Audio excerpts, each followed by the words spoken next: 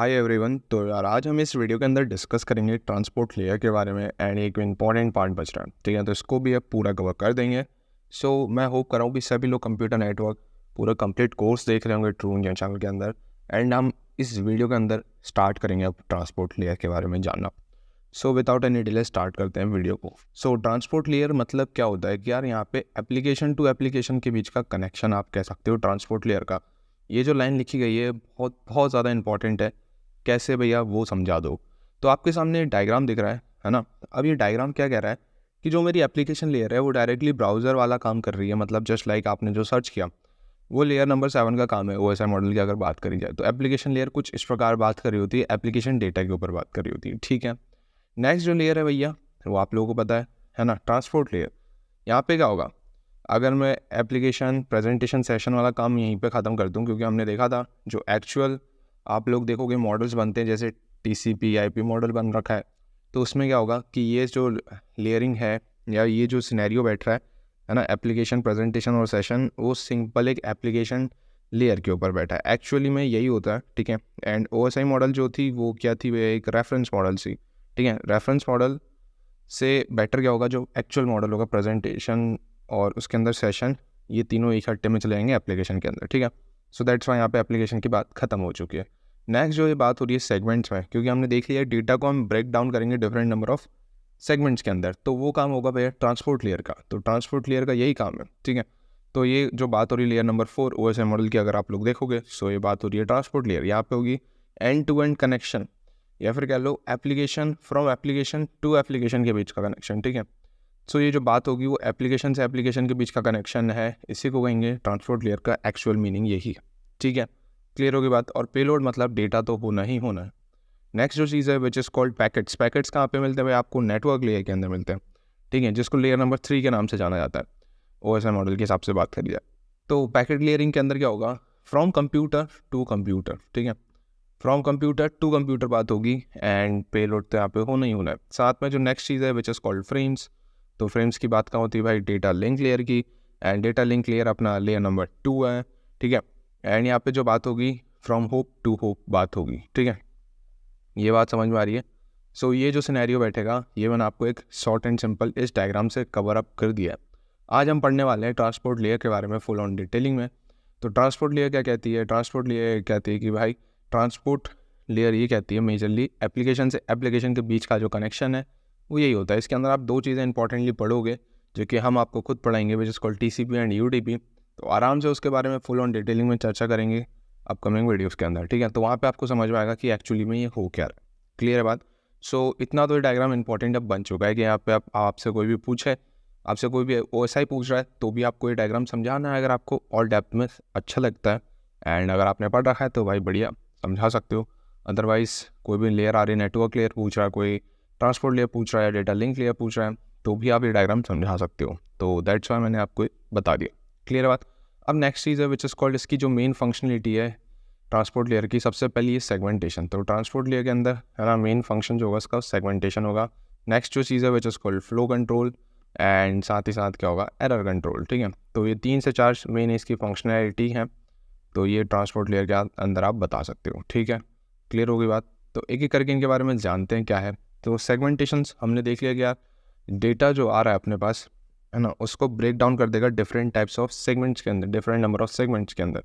For example वह समझे नहीं, मान लो यार डेटा बहुत ज़्यादा बड़ा है, तो हम यहाँ पे क्या कर देंगे, डेटा आ रहा है ऊपर से एप्लीकेशन प्रेजेंटेशन एंड सेशन से, तो हम क्या कर देंगे उसको ब्रेक डाउन कर देंगे डिफरेंट नंबर ऑफ सेगमेंट्स। हम कह देंगे भाई ये सेगमेंट नंबर 1 है, ऐसे इसको कह देंगे सेगमेंट नंबर 2 है, इसको कह देंगे सेगमेंट नंबर 3 है। ऐसे करके जितने नंबर ऑफ सेगमेंट्स में ब्रेक डाउन करना हो वैसे कर दिया जाता है, ठीक है। एंड यही इसका मेन काम है। तो ओके, समझ गए सेगमेंट्स क्या होता है। तो एक बार देख लेते हैं इसके बारे में क्या लिखा गया है। When data is transmitted over a network, it is divided into smaller units known as a segments, ठीक है।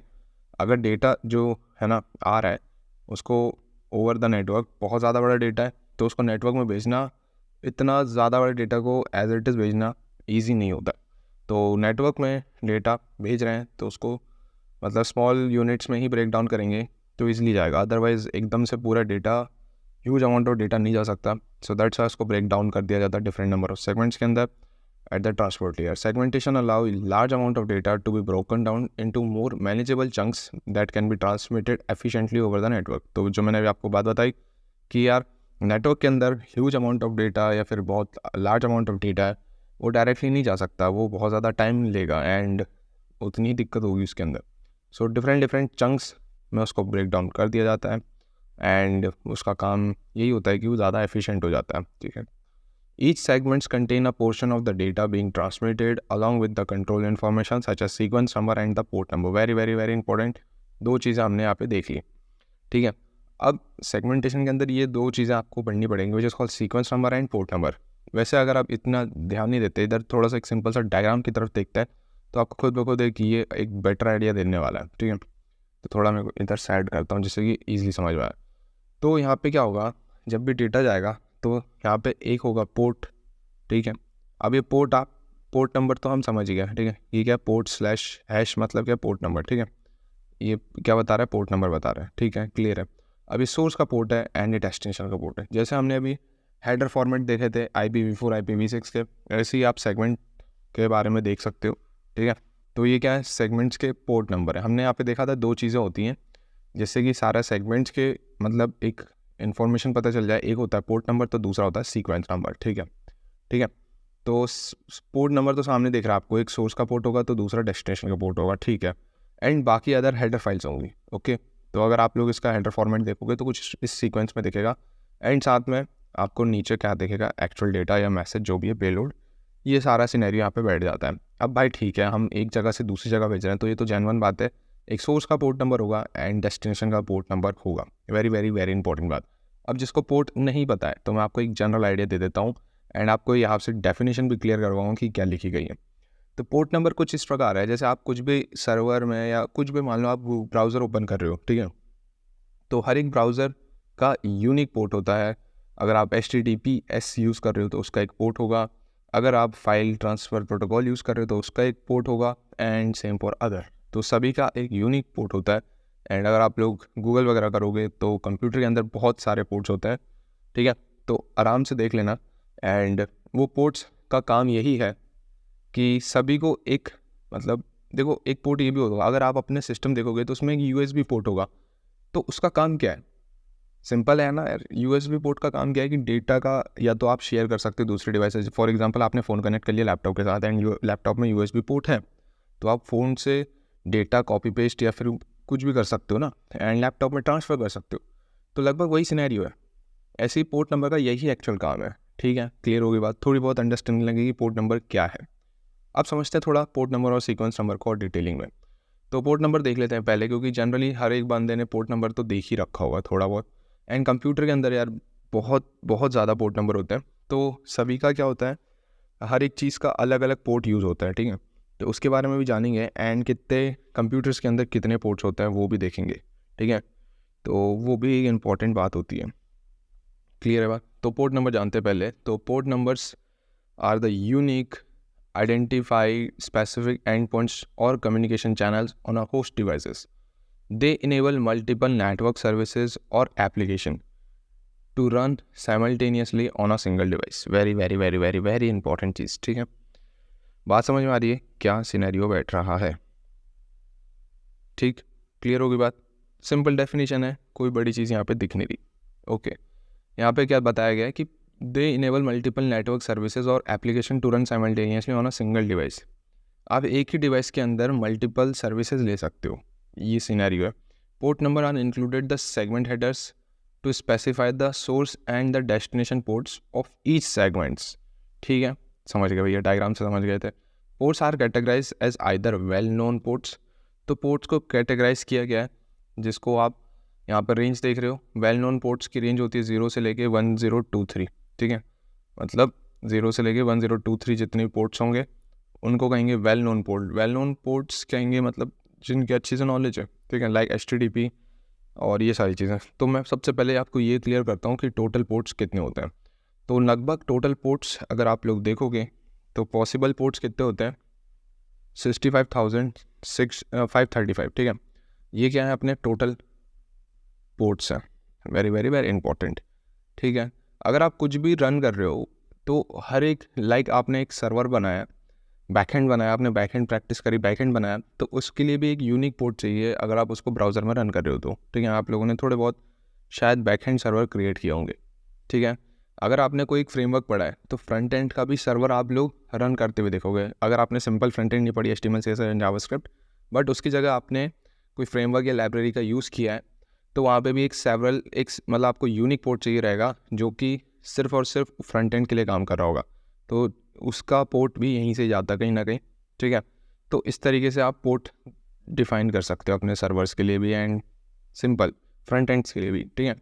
तो वेल नोन पोर्ट्स कहेंगे जिनका आपका पोर्ट होगा, पोर्ट की रेंज होगी 0 से लेके 1023, ये एक फिक्स पोर्ट है। वेल नोन पोर्ट्स में मतलब ये अब पोर्ट चेंज नहीं हो सकते। लाइक HTTP को पोर्ट नंबर 80 दिया है, 80 दिया है, तो HTTP को ही गया है, रिजर्व्ड हो चुका है, अब वो चेंज नहीं हो सकता, ठीक है।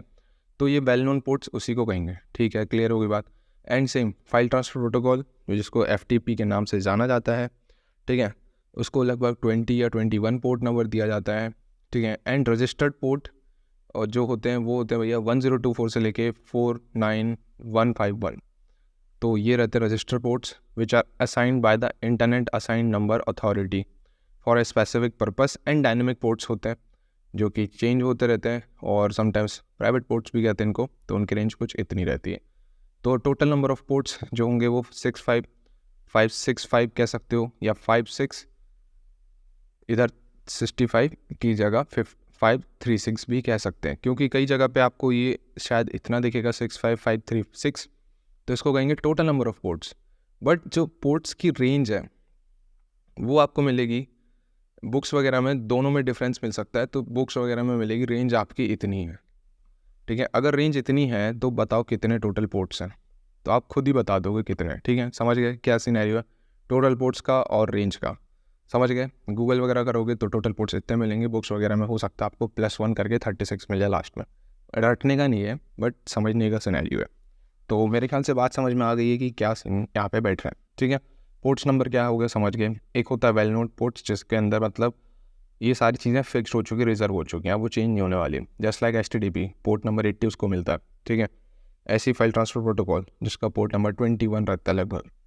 और दूसरे पोर्ट्स होते हैं जो रजिस्टर्ड पोर्ट्स होते हैं, जो कि मतलब काम स्पेसिफिकली किसी न किसी काम के होते हैं, जस्ट लाइक 1024 से लेके 49151। अगर आप लोग सर्वर वगैरह खुद से क्रिएट करते हो तो आप लोगों ने कई बारी पोर्ट नंबर 3000 यूज़ किया होगा, पोर्ट नंबर 8080 यूज़ किया होगा। तो ये सारे पोर्ट्स जो होते हैं वो क्या होते हैं, स्पेसिफिक पर्पज़ के लिए होता है। पोर्ट नंबर 3000 की रेंज भी इसी रेंज के अंदर आएगी, पोर्ट नंबर 8080 की रेंज भी इसी रेंज के अंदर आएगी, पोर्ट नंबर 5000 की रेंज भी इसी रेंज के अंदर आएगी, ठीक है, ये वाली रेंज। तो इसका स्पेसिफिक पर्पज़ होता है कि यहाँ पे आप सर्वर चलाना चाह रहे हो, ठीक है। तो ये सारा सिनेरियो यहाँ पे बैठता है। तो आप लोगों ने थोड़ा बहुत बैक एंड वगैरह संभाल रखा हो, फ्रंट एंड वगैरह संभाल रखा हो, तो जनरली ये ज़्यादा पोर्ट्स यूज़ किए जाते हैं, ठीक है। तो ये सिनेरियो है, बाकी ये डायनेमिक पोर्ट्स आपके सामने एंड टोटल पोर्ट्स आप समझ गए, ठीक है भैया। ये तो हो गया भैया पोर्ट नंबर की बात।